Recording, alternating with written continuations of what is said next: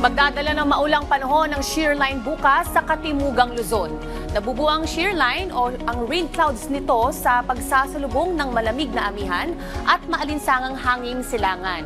Ang amihan ay nakakaapekto ngayon sa nalalabing bahagi ng Luzon habang ito namang easterlies o yung hanging silangan mula sa dagat Pasipiko ay ramdam sa malaking bahagi ng Visayas at ng Mindanao. Base sa ating forecast, magdadala ng kalat-kalat na pagulan at maulap na panahon ang shear line sa Bicol Region, Rizal, Laguna, Quezon, Oriental Mindoro, Marinduque at sa Palawan. Maulap na panahon naman na may kasamang mahinang pagulan, maghapon yan sa Cordillera Region, Cagayan Valley at sa Aurora. Samantala makararanas naman ang bahagyang maulap na panahon at paminsang may araw, may kasamang isolated rains dito sa Metro Manila, Ilocos Region, nalalabing bahagi ng gitnang Luzon at natitirang bahagi ng Calabarzon.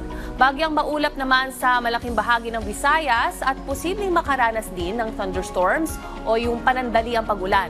Samantalang mas maulan sa Silangang Samar, dulot naman yan ng shear line. Sa Mindanao, abot din ang epekto ng maalinsangang easterlies. Fair weather dyan, pero may tsansa makaranas ng thunderstorms o yung biglaang pagulan. Alerto ang mga nakatira sa mabababang lugar o malapit sa mga watercourses.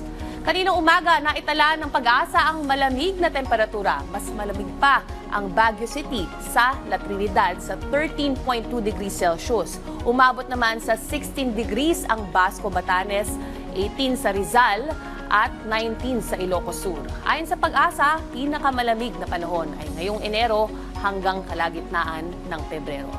Stay safe at stay dry. Laging tandaan may tamang oras para sa bawat Pilipino. Panapanahon lang yan.